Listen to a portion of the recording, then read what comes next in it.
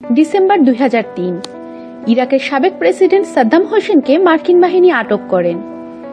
আটক হবার পর যিনি প্রথম সাদ্দামকে জিজ্ঞাসাবাদ করেন তিনি হলেন মার্কিন কেন্দ্রীয় গোয়েন্দা সংস্থা CIA কর্মকর্তা জন নিক্সন। নিক্সন 1998 সালে CIA-তে যোগ দেন। তখন থেকে সাদ্দাম হোসেনকে নিয়ে স্টাডি করেন তিনি, যে কারণে তার কাঁধেই পড়ে সাদ্দাম হোসেনকে জিজ্ঞাসাবাদের দায়িত্ব। নিক্সন বলেন, সাদ্দামকে চিনতে একটুও কষ্ট হয়নি। আমি নিশ্চিত ছিলাম এ মানুষটিই সাদ্দাম।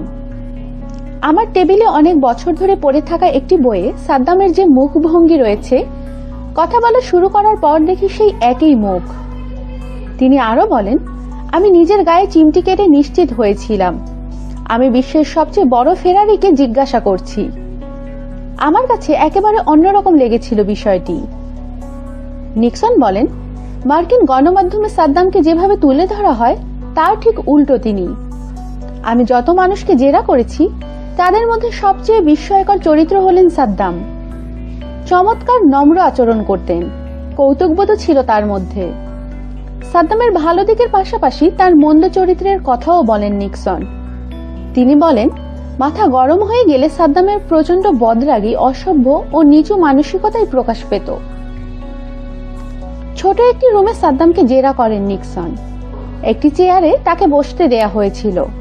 জেরার সময় শুধু নিক্সন, জবানবন্দি ধারণকারী এবং একজন দোভাষী থাকতেন। জেরার শুরুতেই সাদ্দামের সঙ্গে সুসম্পর্ক গড়ে তোলেন নিক্সন। শুরুটা ভালোই হয়েছিল, তবে ক্রমেই সাদ্দাম অনেক বেশি রহস্য সৃষ্টি করতে শুরু করেন। জেরার একটি বড় অংশ জুড়ে ছিল গণবিধ্বংসী অস্ত্র। যুক্তরাষ্ট্র ও যুক্তরাজ্য সাদ্দামের বিরুদ্ধে এ অস্ত্র তৈরির অভিযোগ এনেছিলেন।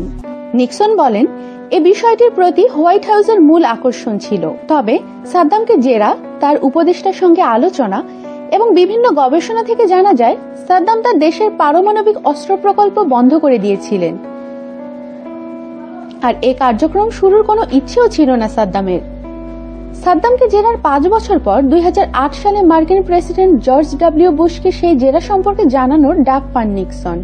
তিনি বলেন, সাদ্দামকে উৎখাতের পর ইরাকে যা ঘটেছে তা নিয়ে তিনি লজ্জিত। আমাদের সাথেই থাকুন আর সাবস্ক্রাইব করুন।